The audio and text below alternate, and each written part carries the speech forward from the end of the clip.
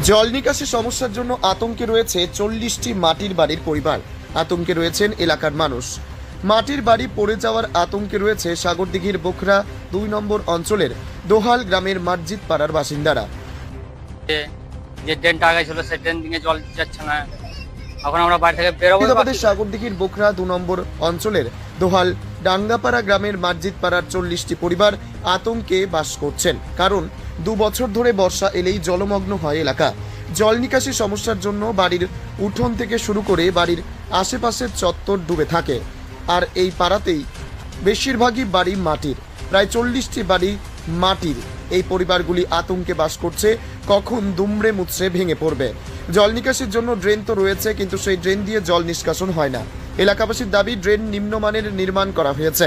Drain দিয়ে যেদিকে জল যাওয়ার কথা তার বিপরীত দিকে জল যায়। প্রশ্ন তুলছে বিরোধীরা, কাটমানির কারণে এলাকায় নিম্নমানের কাজ হচ্ছে, জল নিকাশি ব্যবস্থা সঠিকভাবে হচ্ছে না। এই জন্যই সমস্যায় পড়ছে সাধারণ মানুষ। এই এলাকাতেই প্রাইমারি স্কুল চত্বরে জল জমে থাকে, সমস্যায় পড়তে হয় স্কুলের খুদে পড়ুয়াদের। দুয়ালি প্রাইমারি স্কুলের প্রধান শিক্ষক বলেন, জল নিকাশি সমস্যার জন্য আমাদের স্কুল চত্বর বৃষ্টি হলেই জল জমে যায়। সমস্যায় পড়ে স্কুলের ছাত্রছাত্রী থেকে শিক্ষকরা। এই সমস্যা 2 বছর থেকে এই এলাকার মানুষ ভুগছে।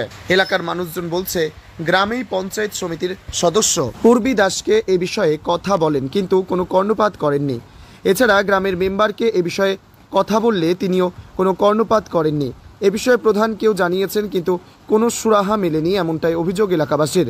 বেশ কয়েকদিন ধরে মুষলধারে বৃষ্টি হওয়ায় প্রচুর জল জমে রয়েছে এলাকাতে।